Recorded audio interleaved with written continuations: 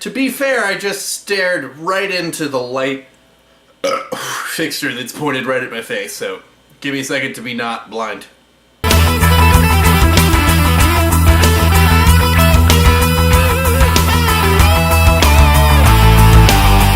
So this video is going to be about how to take some of the stuff that you know, like that G minor pentatonic scale that we learned last time. You know, you were there. And we're going to figure out how to, like, use that stuff in a guitar solo. And there's a lot more stuff coming. I'm going to do a lot more, like, scales and how to use them. But I figured, like, a lot of people want to immediately start using something that you learn, which is, like, what I did, because I was always excited to learn things, as I'm sure that you are. Woo.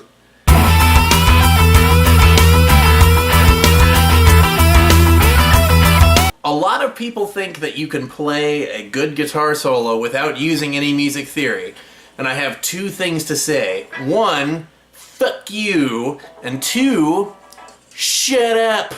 You're wrong on all accounts. The best way to play a good guitar solo is to know what you're doing. Because 99% of the time, if you're playing something and you don't know what it is or why it sounds good, you're probably doing it wrong, and you could do it much better if you had some idea what you were doing. Anyways, the best way to think of guitar solos is a whole guitar solo is like a page of a book or something. And it's made up of paragraphs, and the paragraphs are made up of sentences, and the sentences are made up of words. So if we're playing a song that's in the key of G, right?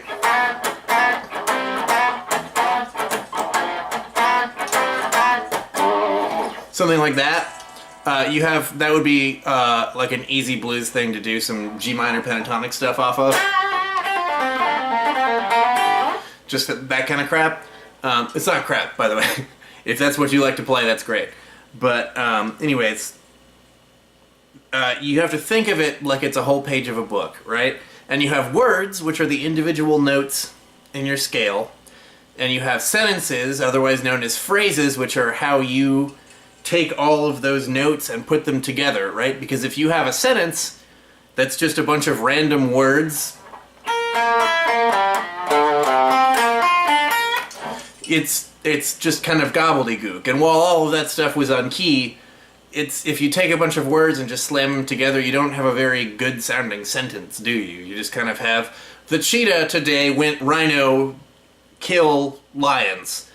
And those were just words, and they didn't make any sense at all. So you don't want to do that when you're putting together a guitar solo. You want to take the individual notes and put them into phrases, and put your phrases, or kind of sentences for the purposes of this metaphor, and take them and put them into a paragraph. And a paragraph is how you construct a whole guitar solo. And then if you have an even longer guitar solo, like if it's at a blues jam or any other kind of jam, you can take all of that stuff and make it into a whole page.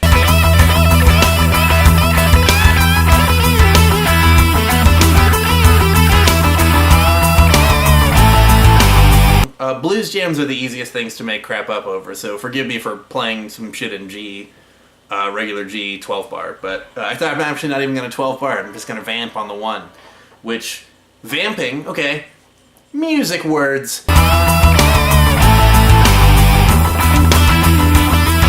Vamp means to just sit in one chord or one chord progression for an extended, unending period of time. So, like, if we had a song that goes like,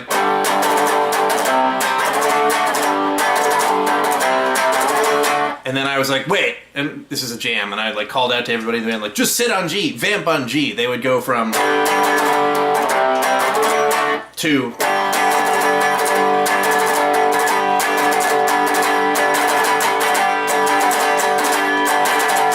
so vamping is a way of just letting everybody know to repeat something, and usually you vamp when you're going to play like a lengthy guitar or any other instrument solo.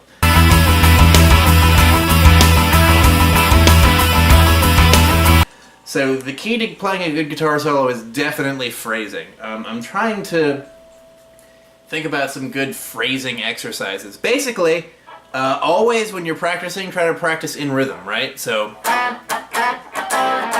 this is our like riff that we're gonna solo over.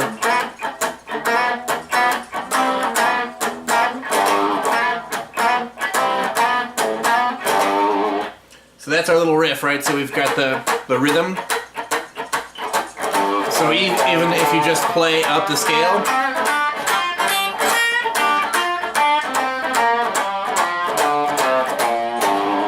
all I did was just go up and down the scale, but it still sounded kind of cool because I was playing it on rhythm. And if you do that, you will go from just being a bunch of random, like just notes. It will change from that to like actual music. I wish a lot more guitar players in all aspects of music understood that phrasing is actually the most important thing. Even if you're playing really fast, like if you're playing.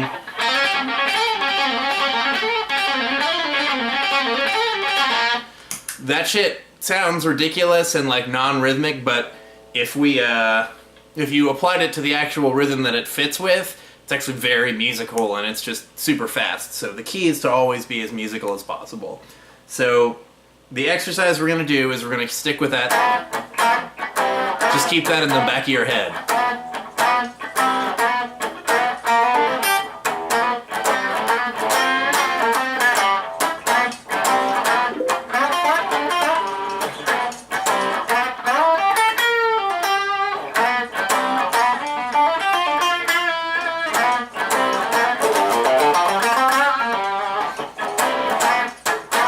All of that shit was G minor pentatonic shit. And it sounded pretty cool. And don't try to... Oh, I got a Facebook message. But seriously, it sounded cool and don't try to fucking pretend like it didn't because you know that it did!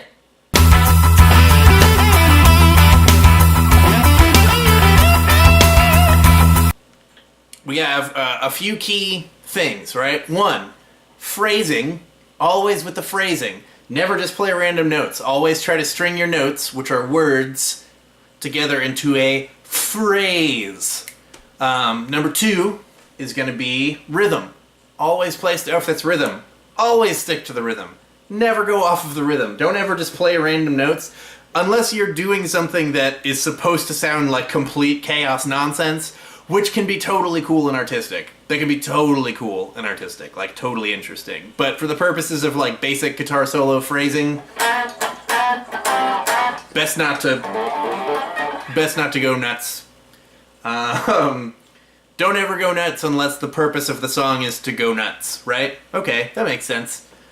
Always stay on key. Always know the notes you're playing. So if we're playing a blues in G,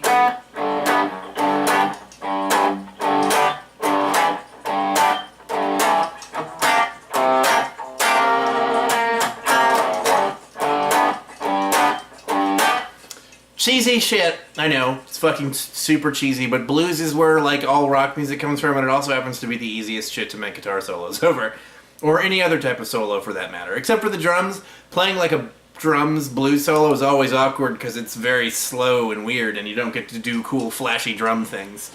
Although I'm not a drummer so I don't fucking know. Anyways, if you're playing over a G blues, something like that,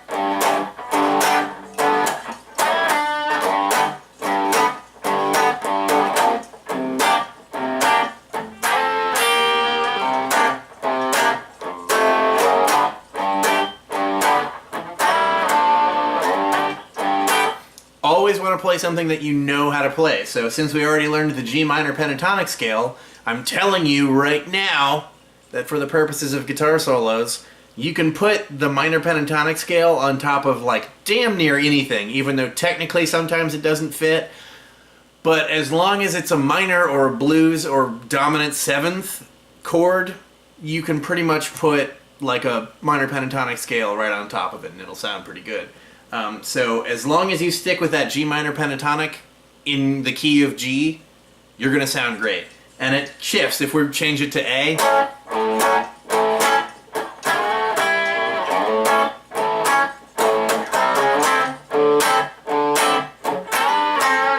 you can just play the exact same scale in A.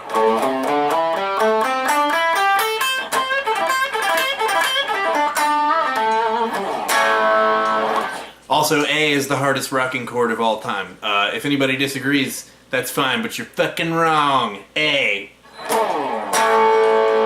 Let me do that with actual overdrive on.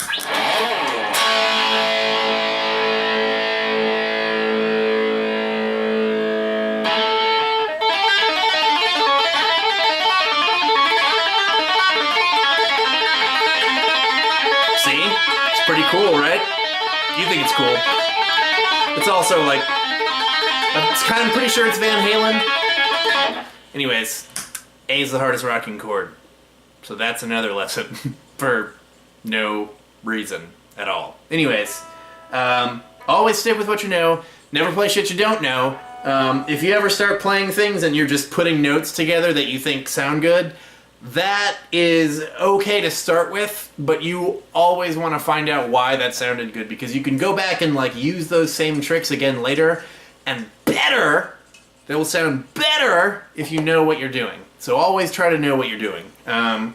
So the easiest way to know what you're doing in the key of standard rock, the key of rock. Ugh, that's the stupidest thing I've ever said.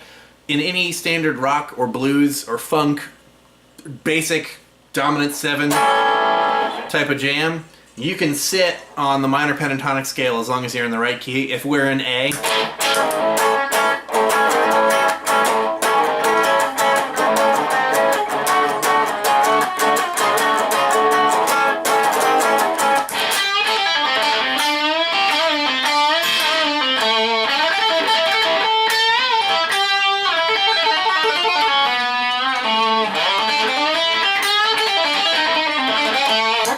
that shit, with the exception of the stupid Tappity Van Halen bit, is all just A minor pentatonic.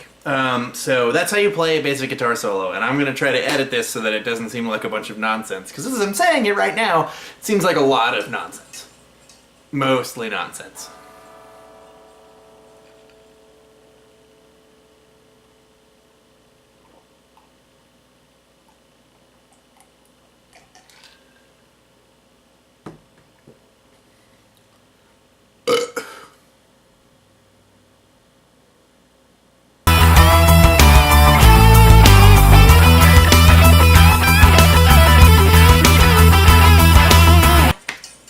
The wows.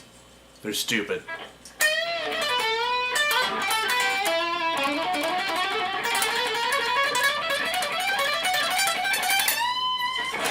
All you need is metal and to readjust the camera angle a little. Nope, still want to have my face in it though. Maybe change where my seat is. Back up a little bit.